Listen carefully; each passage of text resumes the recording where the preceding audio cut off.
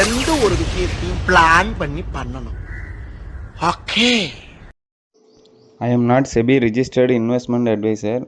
இது ஒரு எஜுகேஷ்னல் பர்பஸ்க்காக தான் நம்ம வீடியோ போடுறோம். நீங்கள் எந்த ஒரு ட்ரேட் எடுக்கிறதுக்கு முன்னாடியும் உங்களோட முழு ரிசர்ச் பண்ணி பார்த்துட்டு ட்ரேட் எடுங்க. Welcome to trade with plan YouTube channel. நம்ம எந்த ஒரு ட்ரேட் எடுக்கிறதுக்கு முன்னாடியும் ட்ரேடிங் ஹவர்ஸ்க்கு முன்னாடியே பிளான் பண்ணி என்னென்ன ட்ரேட் எடுக்கணும் அப்படிங்கிறத முடிவு பண்ணி வச்சுக்கணும். ஏன் அப்படின்னு கேட்டிங்கன்னா, ட்ரேடிங் ஹவர்ஸில் போயிட்டு ட்ரேடிங்கை பிளான் பண்ணோம் அப்படின்னா அந்த அக்ரெசிவான மூமெண்ட்டில் நம்ம பை அண்ட் செல் மாற்றி பண்ணி லாஸ் ஆகிறதுக்கு வாய்ப்பு இருக்குது. அதனால தான் நம்ம ட்ரேடிங் ஹவர்ஸுக்கு முன்னாடியே பிளான் பண்ணி எந்தெந்த ட்ரேடு எடுக்கணும் அப்படிங்கிறத நோட் பண்ணிட்டு எடுத்தோம் அப்படின்னா சக்ஸஸ் ஆகிறதுக்கு நிறைய வாய்ப்பு இருக்குது. இன்றைக்கி நம்ம என்ன பார்க்க போகிறோம் அப்படின்னு பார்த்தீங்கன்னா, மார்க்கெட் நிலவரம் இன்றைக்கி எப்படி போயிட்டுருக்குங்கிறத பார்ப்போம். இப்போ நான் நிஃப்டி 50 இண்டெக்ஸ் எடுத்து வச்சுருக்கேன். இதோட மந்த்லி சார்ட்டை பார்ப்போம். ஃபஸ்ட்டு இதோட மந்த்லி சார்ட் பார்த்தீங்க அப்படின்னா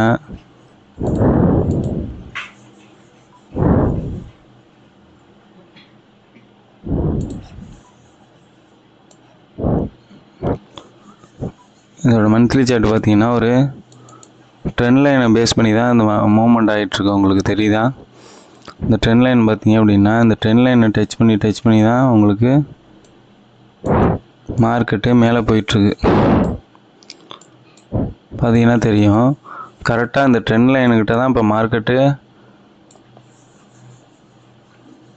மூவ்மெண்ட் ஆகிட்டுருக்கு. அதே வீக்லி சார்ட்டை எடுத்து பார்த்தீங்க அப்படின்னு பார்த்தீங்கன்னா நல்லா தெரியும் உங்களுக்கு. பார்த்தீங்கன்னா தெரியும், இந்த ட்ரெண்ட் லைன்கிட்ட மார்க்கெட்டு மேலே போக ட்ரை பண்ணியிருக்கு. பார்த்தீங்கன்னா தெரியும், ஆனால் மேலே போக ட்ரை பண்ணிவிட்டு கீழே வந்திருக்கு. அதுக்கு என்ன காரணம் அப்படின்னு பார்த்தீங்கன்னா, அப்படியே வீக்லி சார்ட்டில் ஒரு ட்ரெண்ட் ஒன்று ஃபார்ம் ஆகிட்டுருக்கு. ஒரு கரெக்ஷன் ட்ரெண்ட் ஃபார்ம் ஆகிருக்கு. இந்த வீக்லி சார்ட்டோட ட்ரெண்ட் லைனோட கலரை மாற்றிடுவோம்.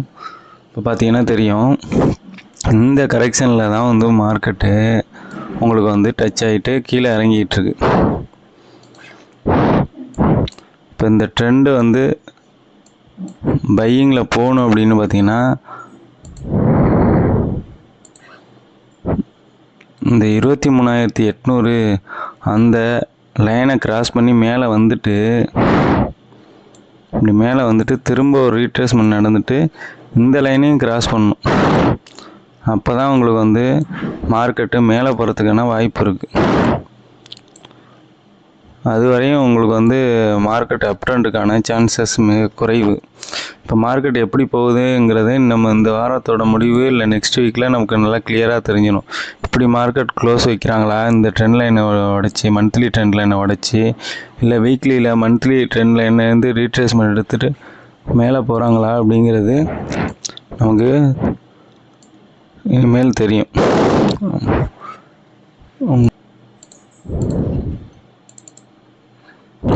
அடுத்து நம்ம பேங்க் நிஃப்டி பார்ப்போம். பேங்க் நிஃப்டியோட மந்த்லி சார்ட்டில் இருக்குது.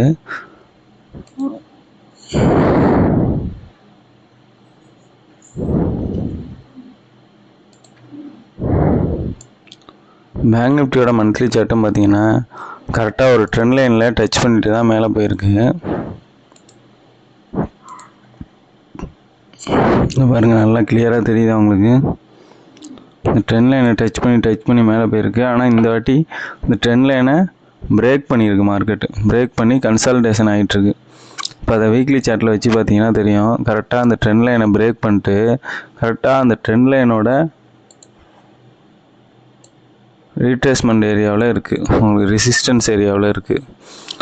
அதனால் நம்ம மார்க்கெட்டு இதை பிரேக் பண்ணி க்ளோஸ் வைக்கிறாங்களா இல்லை திரும்ப இப்படியே கீழே வராங்களா அப்படிங்கிறத போக போக தெரியும் உங்களுக்கு. பேங்க் நிஃப்டி இப்போதைக்கு டவுன் ட்ரெண்டில் தான் இருக்குது.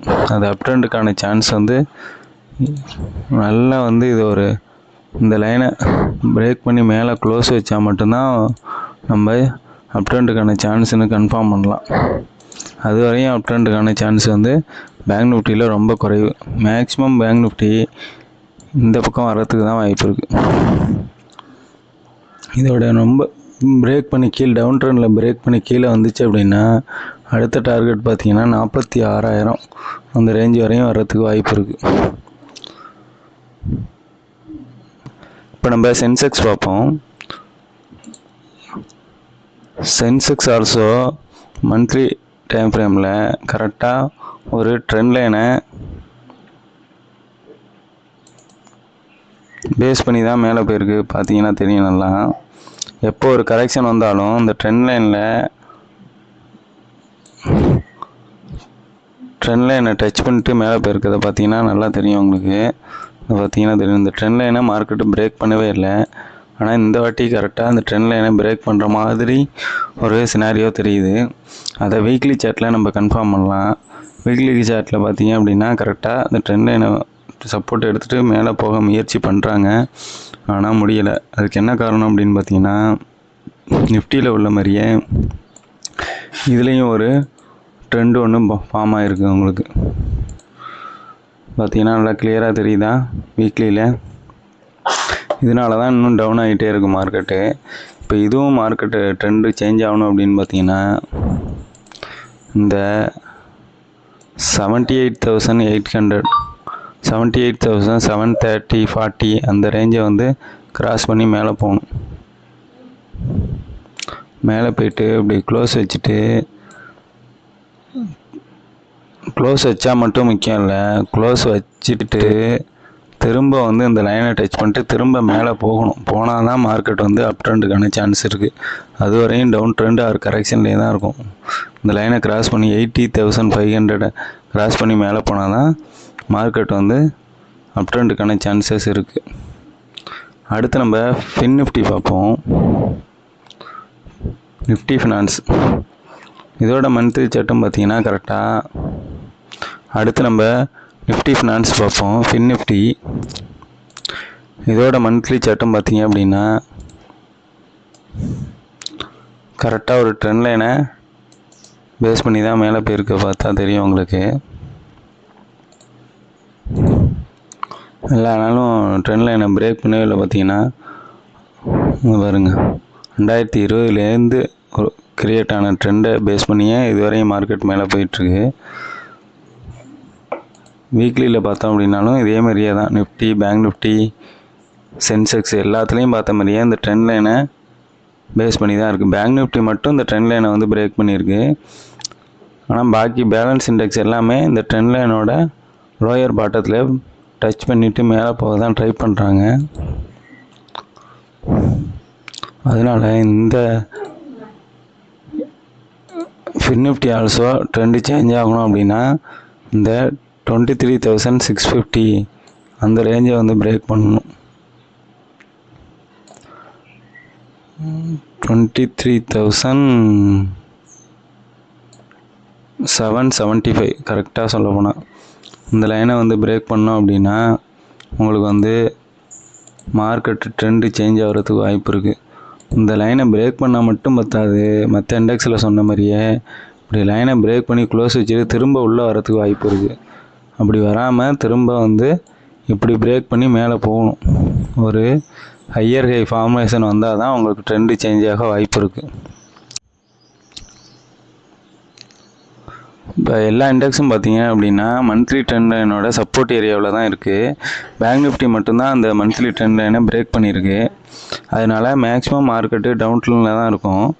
எல்லா இண்டெக்ஸும் அந்த வீக்லியோட ஒரு லோயர் ஹையை உடச்சி ஒரு புது ஹை ஃபார்ம் பண்ணி திரும்ப ஒரு ரீட்ரேஸ்மெண்ட் எடுத்துகிட்டு இன்னொரு நியூ ஹையர் ஹை வச்சுது அப்படின்னா மார்க்கெட் ட்ரெண்டு சேஞ்ச் ஆகிறதுக்கு வாய்ப்பு இருக்குது.